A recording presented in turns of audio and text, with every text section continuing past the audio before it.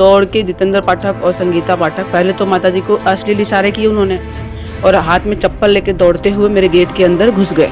कुल कितने लोग थे आरोपी? आरोपी 4 लोग थे। जितेंद्र पाठक, संगीता पाठक, उनका बेटा आर्यन पाठक और दूसरा बेटा आदित्य पाठक। इतने में जब मैं अपने पति को बचाने गई, इन्होंने मुझे खींच लिया, मेरा बाल पकड़ के खींच लिया और खींच के और आर्यन ने मेरे यहाँ हाथ पे मारा, जोर से यहाँ मारा, जिससे कि मेरे यहाँ का मांस फट गया है। पता हाथ में क्या नुकीली सी चीज थी, उससे वार किया, जिससे मेरा ये कट गया और खून बहने लग गया। दिखाएं एक बार। आज संगीता पाठक ने अपने बेटे से बोला, अरे पकड़ो इसको, मारो, आज इसकी डिलीवरी यहीं कराएंगे। फिर आर्यन ने लात से जोर के मेरे पेट में मारा। यानी कि आप गर्भवती हो ना? जी हाँ, मैं 5 मंथ गर्भवती हूँ। आप देख सकते हैं कि सोनी राय पाठक जो कि 5 महीने की गर्भवती महिला एडवोकेट हैं और आरोपियों ने इनकी कोख यानी इनके पेट पर लात मारी। सबसे बड़ी वजह तो यही है कि मैं अधिवक्ता हूँ।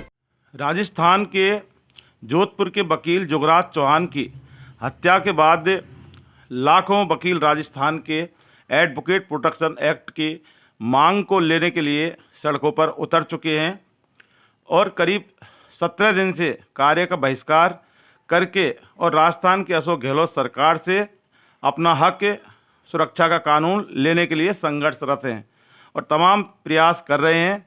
2 बार महापंचायत हो चुकी है, एक बार जोधपुर में हुई थी और अभी परसों जयपुर में समस्त राजस्थान के बार एसोसिएशनों के पदाधिकारियों ने जयपुर में आके महापंचायत की और विधानसभा घेराव की तारीख 10 तारीख थी, लेकिन स्थगित होने के बाद अब विधानसभा घेराव 13 मार्च को रख दिया है। सवाल ये है कि एक तरफ एडवोकेट प्रोटेक्शन एक्ट की मांग को लेकर लाखों वकील जब सड़क पर उतरे हैं, वहीं लगातार पिछले कुछ दिनों से देखने में आ रही हैं वकीलों पे हमले हो रहे हैं।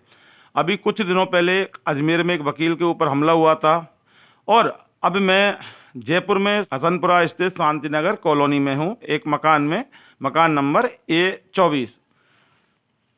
यहाँ पर एक महिला अधिवक्ता हैं, उनके ऊपर भी एक बहुत गंभीर हमला हुआ था जिसकी FIR भी दर्ज हुई है और हालांकि आरोपियों की बेल ग्रांट हो चुकी, यानी उनको जमानत मिल चुकी है। एडवोकेट सोनी पाठक है हमारे साथ और मैं आपको बताऊंगा, सबसे पहले तो ये दिखाएं एक बार, ये वकील हैं, दी बार एसोसिएशन जयपुर से इनका रजिस्टर्ड है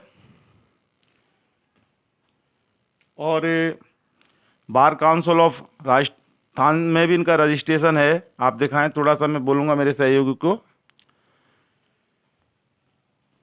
और ये राजस्थान हाई कोर्ट की वकील हैं। सवाल ये है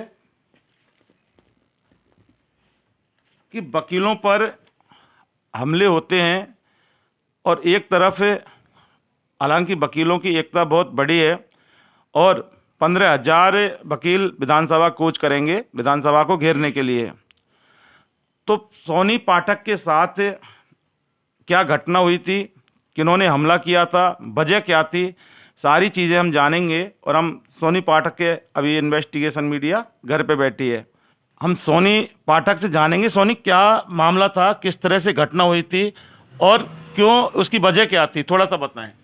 2 तारीख की शाम को 5-6 बजे के लगभग मेरी माताजी कपड़े सूख रहे थे, छत पे उतार रही थी, तो तब तक जितेंद्र पाठक और उनकी वाइफ संगीता पाठक वो झगड़ा करने लग गए कि तू इधर छत पे क्यों आई है, तेरे को मार देंगे, तेरे को भगा देंगे।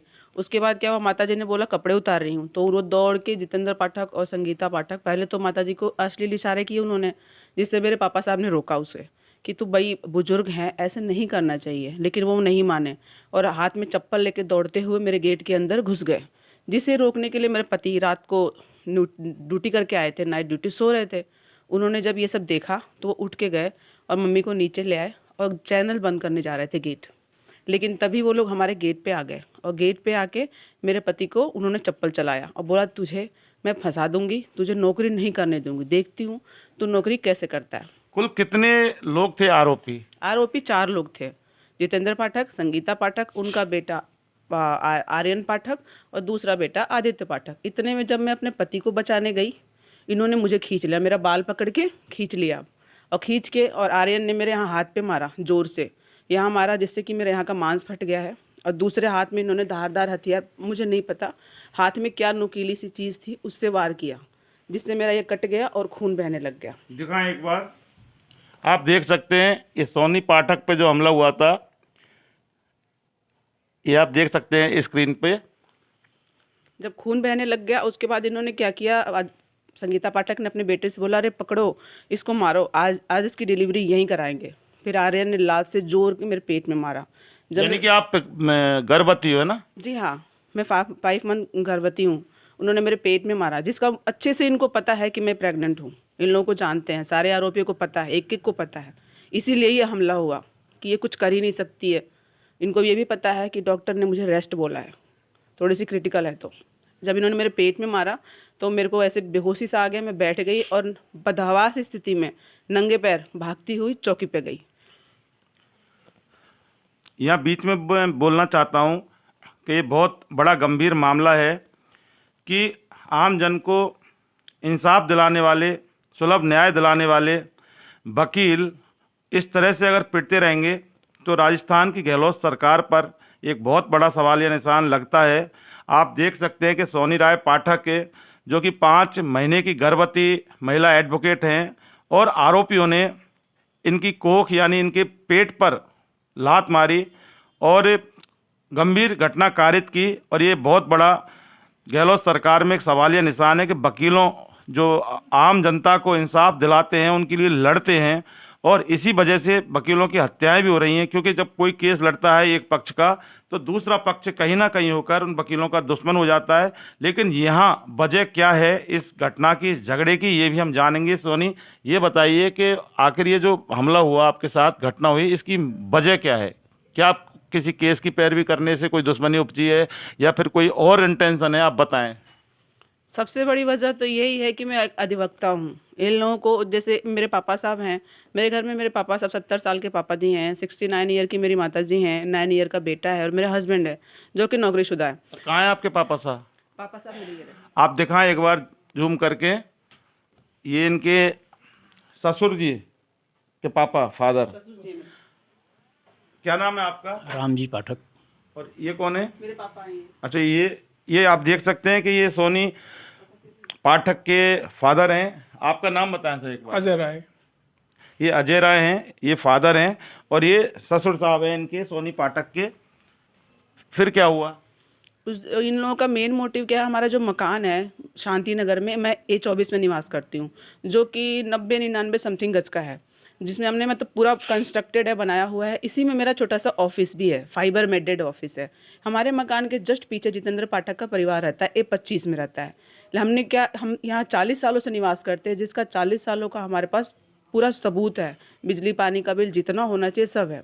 इसके बावजूद पापा जब ये 4 साल पहले आए, मेरे पापा जी ने इनको रहने के लिए इनका घर सब कुछ बनने में पूरा कोऑपरेट किया।